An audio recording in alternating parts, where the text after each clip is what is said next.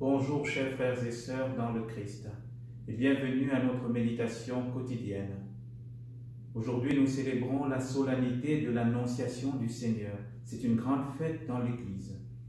Et aujourd'hui, les textes qui nous sont proposés sont plusieurs. Nous avons le texte du prophète Isaïe au chapitre 7, versets 10 à 14, au chapitre 8, verset 10.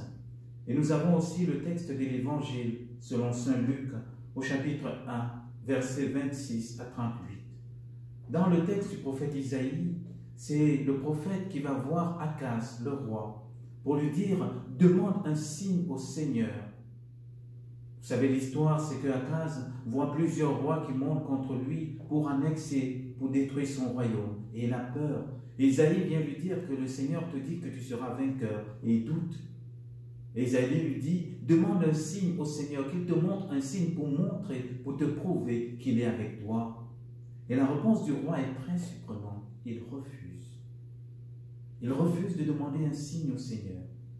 Et Dieu va néanmoins lui donner un signe. Ce magnifique signe de la Vierge qui enfantera. Un enfant qu'on appellera Emmanuel, Dieu avec nous. Et dans l'évangile de saint Luc, nous voyons cette réponse extraordinaire de Dieu à l'accomplissement de cette annonce. L'archange Gabriel qui va voir la Vierge pour l'annoncer cela de manière magnifique. Et la Vierge lui dira oui, j'accepte. Oui, qu'il me soit fait selon la volonté du Seigneur. Et c'est là où tout devient beau. Et c'est là où tout devient aussi vrai pour nous. Akaz qui dit non, je ne veux pas, est-ce par peur ou par orgueil? Nous voyons la réponse magnifique de Marie. Oui, que la volonté du Seigneur soit faite dans ma vie. Il y a ce oui, il y a cette chose magnifique qui arrive. Le Verbe s'est fait chair et il a demeuré parmi nous. Frères et sœurs, l'Annonciation est cette grande fête où Dieu nous dit « Mon fils, ma fille, je ne suis pas d'abord un Dieu des temples, je ne suis pas un Dieu des maisons. Ce que je désire au fond, ce que je désire de plus grand, c'est ton cœur. Ce que je désire de plus grand, c'est vivre avec toi et cheminer avec toi.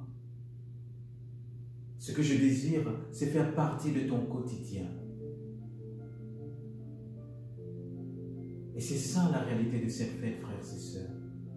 Imaginez Dieu unique, Dieu vrai, qui vient aujourd'hui dans ta vie. À travers ton oui, ce miracle se fait. Il vient habiter tes difficultés familiales, tes difficultés au niveau scolaire, tes difficultés dans ta vie de couple, dans ton travail. Il vient te dire à travers ton oui, je veux être vainqueur pour toi aujourd'hui. Imaginez aujourd'hui, nous vivons dans la quarantaine, dans tous les pays. C'est la grande alarme, on a peur, on panique. Et Dieu dit, est-ce que tu m'acceptes aujourd'hui? Est-ce que tu acceptes que je vienne vivre ce temps avec toi pour que tu sortes vainqueur?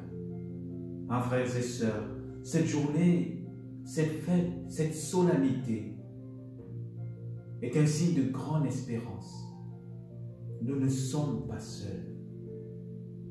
Ce combat n'est pas le nôtre. Oui, mettons notre intelligence, mettons notre volonté pour coopérer à l'œuvre de Dieu dans notre quotidien. Mais lui, il est là. Et la seule chose qu'il nous demande à nous aussi, c'est un signe. Quel est le signe que nous allons lui donner? Rappelez-vous ce magnifique texte de l'Apocalypse au chapitre 3, verset 20. « Voici que je me tiens à la porte de ton cœur et je frappe. Si tu entends ma voix et si tu ouvres, j'entrerai chez toi. Je serai avec toi et toi tu seras avec moi. » Aujourd'hui, Dieu veut être vainqueur dans notre quotidien. Dieu veut faire sa demeure avec nous. Alors frères et sœurs, aujourd'hui, ouvrons nos cœurs au Christ. Ouvrons nos familles. N'ayons pas peur comme Akaz, ou encore ne soyons pas orgueilleux. Osons dire à Dieu, Seigneur, viens Viens et que ta volonté se fasse dans le cœur de ton serviteur, de ta servante. Car je crois que tu es le Dieu de l'impossible, avec qui tout est possible. Alors je termine en vous disant, frères et sœurs, que le Seigneur vous bénisse, qu'il vous accompagne en ce jour et que sa grâce demeure en chacun